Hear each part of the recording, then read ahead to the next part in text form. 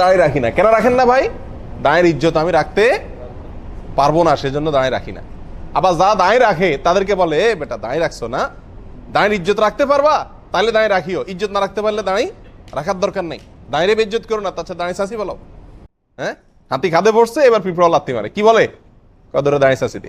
এগুলো খুবই জঘন্য এবং আপত্তিকর মন্তব্য এবং মানে ভিত্তিহীন যুক্তি। সোজা কথা, ইসলাম আপনাকে বলে নাই যে দায় রাখতে হলে দায়ের ইজ্জত রক্ষা করতে হবে, এই কথা বলা হয় নাই।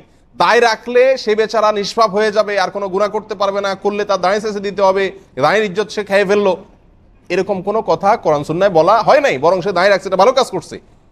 একটা ভালো কাজ করে যদি আরেকটা অন্যায় কাজ করে, তো আপনি তো ওই ভালো কাজটাও করছেন না, আবার বহু অন্যায় কাজও করতেছেন, আপনি তো ডবল গুনাহ করতেছেন।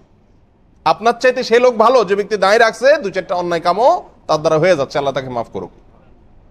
এই যুক্তি যদি সঠিক হয় যে দায় রাখলে দায়ের ইজ্জত রাখতে না পারলে দায় রাখা ঠিক না, তাহলে তো মুসলমান আমাদের থাকা ঠিক না। কারণ ইসলামের ইজ্জত আমরা রাখতে পারি না, অনেক কুকাম করি যাতে ইসলাম বেইজ্জত হয়। আমি হারাম করি, হারাম খাই, আমি চুরি করি, আমি মিথ্যা কথা বলি, এতে মুসলমানদের বদনামি হয়, ইসলামের বদনামি হয়, তাহলে আমার ইসলামই ছেড়ে দেওয়া উচিত। এই যুক্তি কি ঠিক না?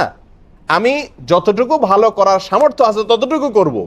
এটুকু করলে যে আমার সব ভালো কাজ করে ফেলতে হবে, অন্য কোনো অন্যায় কাজ আর করা যাবে না, বা করলে এই ভালো কাজটা আরো বেশি দোষণীয় হবে, এরকম কোন যুক্তি কোরআন সুন্নাহ আমাদেরকে শিখাই নাই। এগুলো শয়তান শিখাইছে। কে শিখাইছে? শয়তান শিখাইছে, মানুষকে ভালো কাজ থেকে দূরে সরাবার জন্য। আল্লাহ আমাদের বুঝার তৌফিক দান করুন।